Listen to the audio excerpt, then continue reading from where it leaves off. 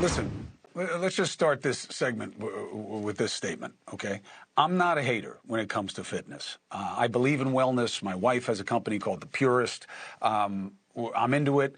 It takes a lot of work. It's not easy. I have my ups and downs. I respect the struggle, okay? The Ozempic phenomenon troubles me because I think it plays, one, to the unknown about what its effect is going to be, but also about our lust for the shortcut, okay? But there's no question why it's so popular. You got to look at the reality of our country. Look at the graph. We are a fat people, and we are getting fatter. You hear about obesity all the time. You know, this chart's not really helping. But all right, take a look. Take a look. You see male and female, okay? Males on the top. You get to the point where today you have women weighing what like the average man did in the 1960s, okay? And men, forget it. So that's why Ozempic is so popular. Our appetite for the cheap and easy, fast food, satisfying. We also have that when it comes to the quick fix for those appetites. Makes us unhealthy, right? Enter Ozempic. Drugs like it. By 2025, an estimated 24 million people are going to be on Ozempic and other weight loss drugs. So many, 2025, that's what I just said.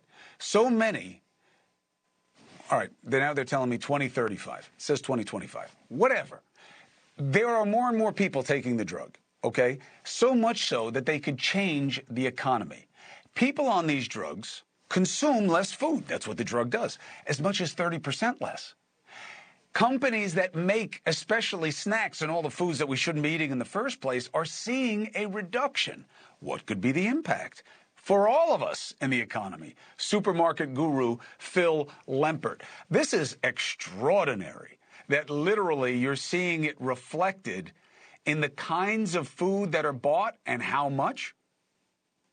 Chris, you're dead on. And in fact, I don't even think it's going to change the economy. It's going to change every food brand. It's going to change every restaurant. It's going to change every supermarket that's out there. And right now, what we're seeing is the executives at food manufacturers are really looking at data, trying to compare, and Walmart being one of them, compare what's in the shopping cart of those people who are taking Ozempic or Wegovy versus the general population. And what they're seeing, to your point, is people are buying less, no question about it, because they can't consume more. And as a result of that, the good news is less calories. Now, I understand what you're saying, that it's a quick fix, that it might not be good. But when we look at people who are on weight loss diets, if in fact they have a significant decrease in weight, what happens then? And there was just a survey that came out from Jefferies of 800 consumers who are on these weight loss drugs. There's a major change in their behavior. 70% of them are now looking at the nutritional information on their foods. 44% are having less salty snacks. 43% less carbs. That's great. 36% more protein, more healthier snacks. So that's great. If in fact we can use this to trigger people to eat better, to be more focused on whole grains and on the foods that they want, it's good. And wait, because now as an injection, it's, to your point, 7% of the population are doing it. Once it comes out in pill form, watch out. 40% of America is obese. So that's the market for Ozempic and Wegovy. But what I'm saying is, my concern is this. Just because you take a medicine doesn't mean you're going to change your habits. This medicine makes you not want to eat. It doesn't change what you want to eat. But I like that these things. I have one other question, though, for you in your area of expertise. How do we know that these changes in the consumer activity isn't just about inflation and people having less money, so they're just buying less, period? Well, certainly that's an issue, and you and I have spoken about that before. As the prices go up, people are switching to other foods. People are discovering that fruits and vegetables are not as expensive as they thought. So that's part of it. There's no question about that.